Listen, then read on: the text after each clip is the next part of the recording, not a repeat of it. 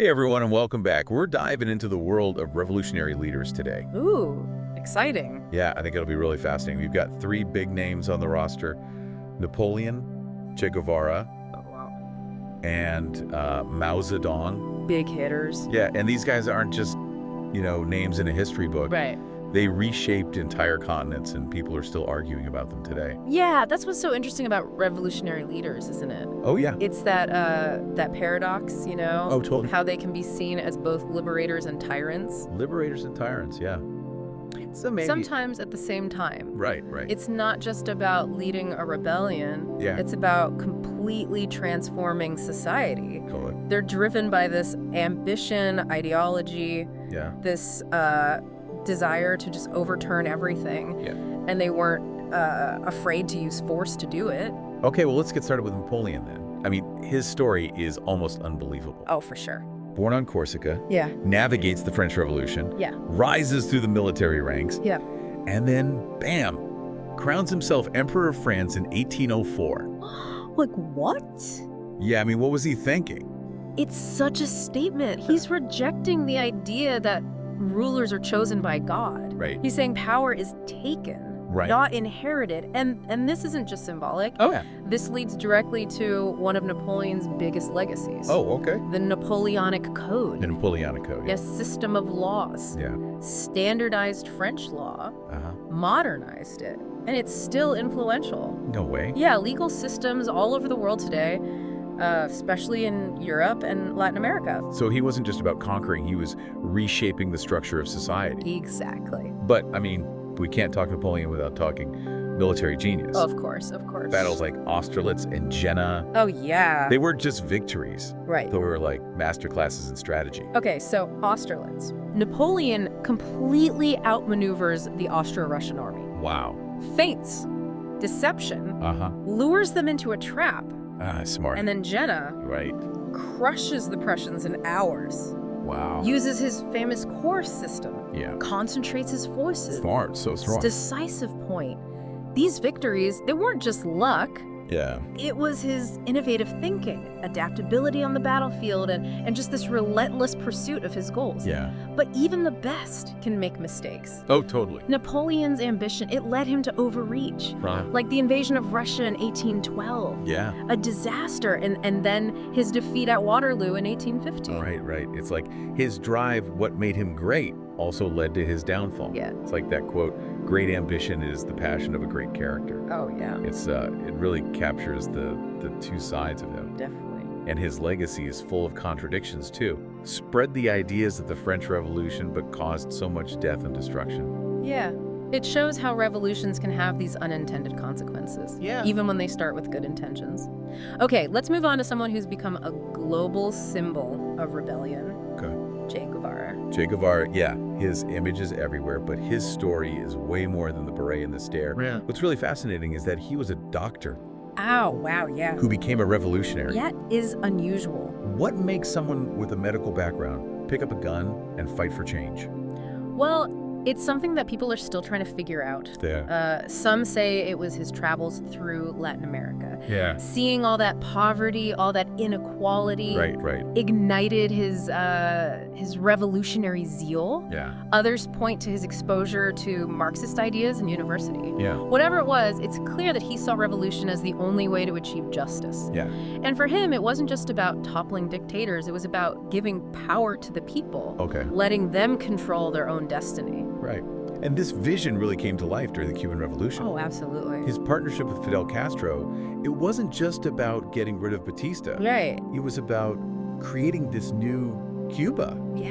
a socialist paradise, Yeah. free from American influence. And Che wasn't just an idea guy. Yeah. He was a skilled military strategist Oh, yeah. and a master of guerrilla warfare. Guerrilla warfare, yeah. Surprise attacks, Yeah. sabotage, Uh-huh. winning over the local population, Right. wearing down a bigger army. Right. Understanding those tactics, that was crucial to winning in Cuba. Totally. And it's something he tried to replicate in other parts of the world. Yeah, but those attempts in Congo and Bolivia, those didn't go so well. No. And his execution in Bolivia in '67, that really made him a martyr. It's almost like his death made his message even stronger. Yeah. That famous photo of him, the one by Alberto Corda? Yeah. It became this powerful symbol of rebellion, defiance against oppression. It resonated with youth movements, anti-war protesters, anyone who felt marginalized or were disenfranchised.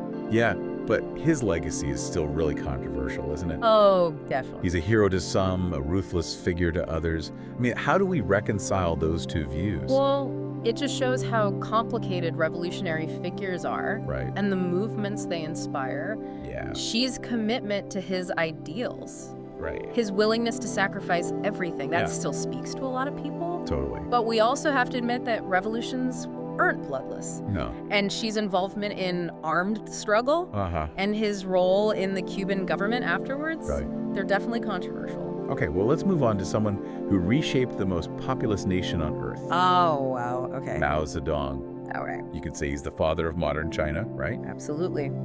Mao's impact on China and the world really is immense. But his journey to power, that was a long and tough road, leading a communist movement for decades. First, joining forces with the Kuomintang to fight the Japanese in World War II. Right. Then a brutal civil war against Chiang Kai-shek's nationalists. Wow. We're talking about a man with immense willpower, strategic cunning. Right. He knew how to play the political game, and in the end, he emerged victorious in 1949. And that win marked a new era for China. It did. But Mao's policies, they weren't just about changing politics. They were about transforming society itself. Oh, yeah. His vision was radical. Oh, yeah. A truly egalitarian society. No trace of feudalism or Western influence. Wow. And to get there, he launched a series of ambitious and often controversial campaigns. Right. The Great Leap Forward being one of the most well-known and tragic. Great leap forward, right? I mean, it was supposed to industrialize China at an incredible speed. It was. Make it a modern power. But instead, it caused one of the worst famines in history. It did. Tens of millions died. It was a terrible lesson in what can happen when you try to engineer society from the top down. Yeah. And the unintended consequences of revolutionary zeal. Right. A reminder that even well-intentioned policies can have devastating outcomes. Yeah. Especially when applied on such a massive scale. But it's important to remember that the Great Leap Forward was just one chapter in a much bigger story. Yeah, and then there was the Cultural Revolution, which was another time of huge upheaval. It was. Where Mao tried to get rid of anything capitalist or traditional. Yeah. How did that affect Chinese society? The Cultural Revolution was a chaotic and painful time. Yeah. Schools were shut down. Wow. Intellectuals were targeted. Ancient artifacts were destroyed. Wow. It was all about creating a new socialist culture, wiping away the past. Yeah. But the methods, they were often brutal and unfair. Yeah. It's hard to believe that something like culture could be the target of such a massive and violent campaign. But it seems like a lot of revolutionary leaders try to reshape how people think and live, not just the political or economic systems. That's a really insightful point. Thanks. Revolutionaries often see themselves as creating a new society. Right. And that means changing cultural norms and values. Right. In Mao's case, it meant destroying traditional art and literature, religious practices, and promoting a new socialist culture based on his own ideology. Yeah. The Cultural Revolution is still debated in China today. Oh, I bet. But there's no denying its impact on Chinese society. So while Mao's revolution changed China dramatically, it also came at a huge cost. It did. It reminds us that revolutions are complicated. They can bring progress and liberation. Definitely. But they can also lead to chaos and violence. Yes. Repression. It's a tough balance to strike, and one we still grapple with today. As we move forward, it's important to remember what happened in the past. Right. Both the good and the bad. Yeah. As we face the complexities of our own time. So what can we learn from these three leaders? Well, Napoleon, Che, and Mao, they all wanted to change the world. Yeah. Their stories are full of ambition, idealism, and often brutality. Yeah. They give us a glimpse into the nature of power, the appeal of revolution, and the good and bad that humans are capable of. Yeah. But their legacies are also warnings. Right. Even revolutions with noble goals can have unintended consequences and unleash forces that are hard to control. Right. As we deal with the challenges we face now, it's crucial to approach change with both hope and caution, remembering that even the best leaders can make terrible mistakes. That's what makes studying history so important. It's not just about memorizing facts and dates. Exactly. It's about understanding the things that shaped the world. Learning from past mistakes. So we don't repeat them. Exactly. History isn't just stories. It's a guidebook for now and the future. And understanding the motives, the successes and failures of those who came before us, that helps us understand ourselves and the challenges we face today. So as we wrap up our look at Napoleon, Che Guevara, and Mao Zedong, I'll leave you with this thought. These weren't just historical figures. They were people who made choices. Some brilliant, some disastrous. That changed the course of history.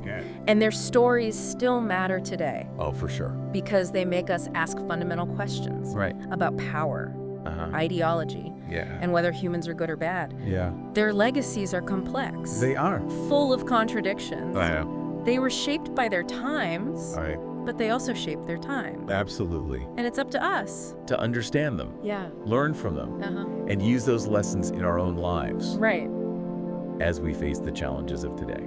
Definitely. All right, well, we've covered a lot of ground. We have. But I think it's time to really dig into the specifics of what their revolutions changed.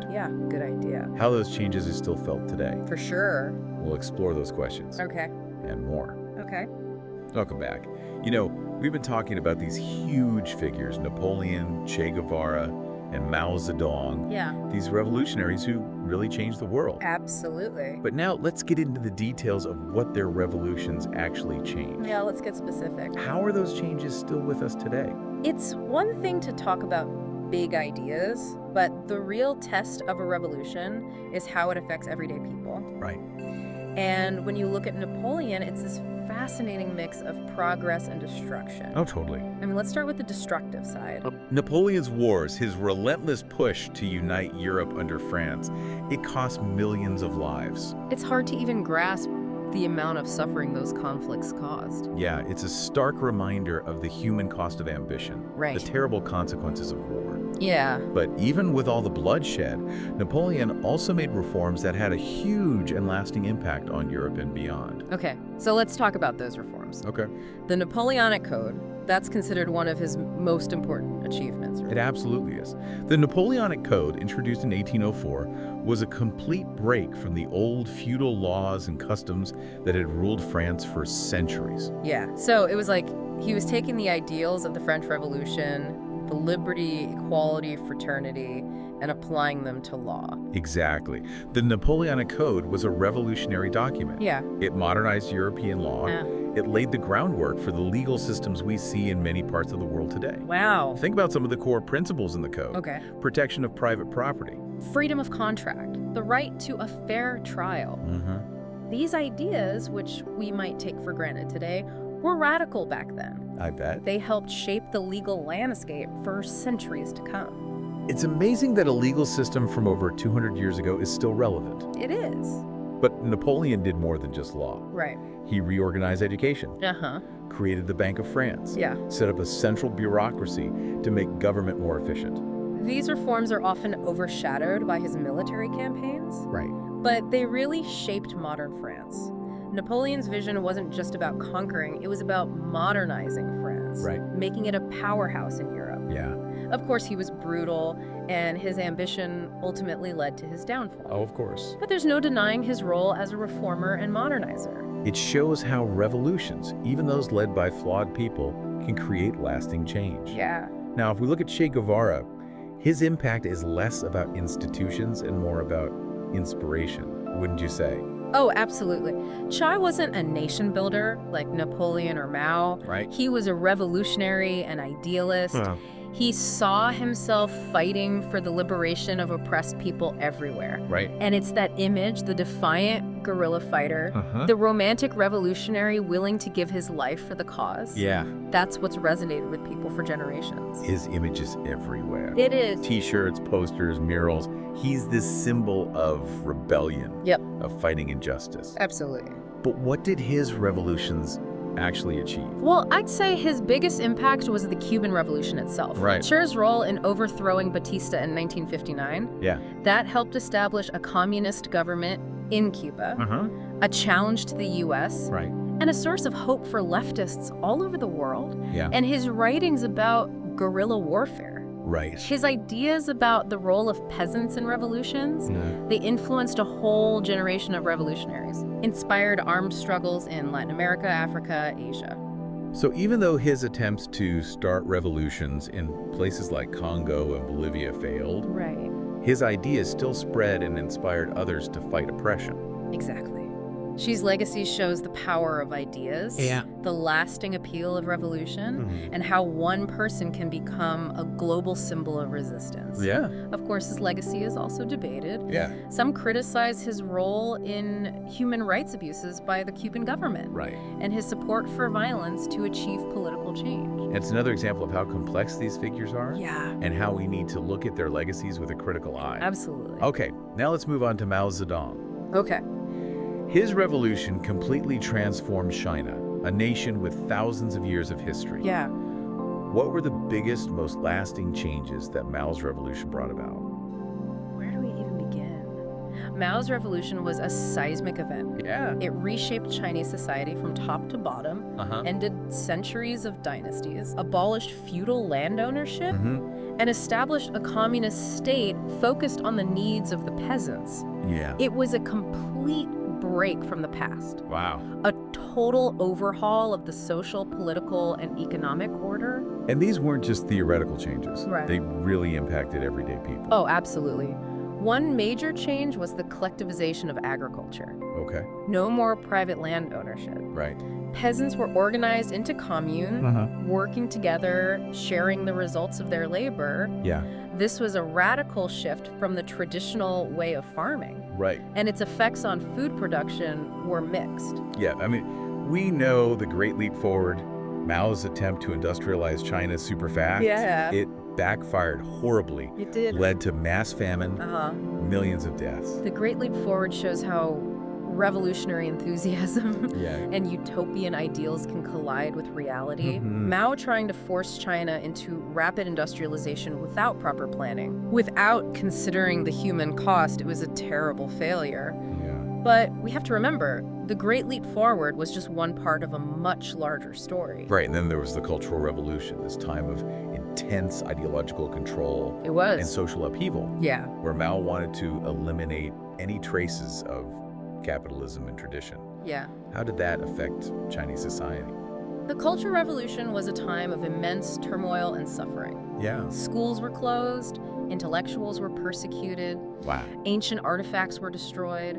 The goal was to create a new socialist culture, free from the past. But the methods were often brutal and random. It's mind-boggling that something as abstract as culture could be attacked in such a massive and violent way. But it does seem like a lot of revolutionary leaders want to reshape how people think and live, not just the political or economic systems. That's a great observation. Revolutionaries often see themselves as building a new society. And that means changing how people think and behave. For Mao, that meant destroying traditional art, literature, and religion. And promoting a new socialist culture based on his own ideas. The Cultural Revolution's legacy is still controversial in China. I can imagine. But its impact on Chinese society is undeniable. So Mao's revolution brought huge changes to China, but it also came with a heavy price. It did. Another reminder that revolutions are complicated. Yes, very much so. They can bring progress and freedom. Definitely. But they can also unleash chaos, violence, and oppression. It's a tough balancing act, and it's something we still struggle with today. As we move forward, we need to remember the lessons of history, both the successes and the failures, to help us navigate the complexities of our own time. So thinking about these three leaders, Napoleon, Che, and Mao, They all wanted to change the world fundamentally. They did. Their stories are full of ambition, idealism, and often brutality. Yeah. They offer valuable insights into the nature of power, the allure of revolution, Right. and the capacity for both good and evil that humans have. Absolutely. Their legacies serve as warnings too. Yeah. Even well-intentioned revolutions can have unintended consequences and set loose forces that are hard to control. As we face our own challenges today, Yeah. it's essential to approach change with both hope and a healthy dose of skepticism. Right. Remembering that even the most well-meaning leaders can make decisions that lead to tragedy. Yeah. That's what's so important about studying history. Yeah. It's not just about facts and dates. No, not at all. It's about understanding the forces that have shaped the world Yeah. and learning from the past so we don't repeat those mistakes. Absolutely. History is a guide Yeah. for understanding the present, Right. shaping the future. Yeah. By understanding the motivations, the successes, and failures of those who came before, Yeah. we gain a deeper understanding of ourselves Right. and the challenges we face. Right. Okay, so as we're wrapping up our look at Napoleon, Che Guevara, and Mao Zedong, Yeah. I want to leave you with this thought. Okay. These weren't just historical figures. Right. They were human beings who made choices. They were. Some brilliant, some disastrous, Right. choices that shaped history. Yes. And their stories still matter today. They do. They make us question power, Yeah. ideology, Uh-huh. and the nature of good and evil. Yeah. Their legacies are complex, Absolutely. full of contradictions. They were influenced by their times, but they also influenced their times. That's right. And it's up to us Yeah. to understand them, Yeah. learn from them, Uh-huh. and apply those lessons to our own lives Right. and the challenges we face in the world today. Absolutely. Well said. Now, let's shift gears a bit and talk about the specific impacts of their revolutions. Okay. Sounds good.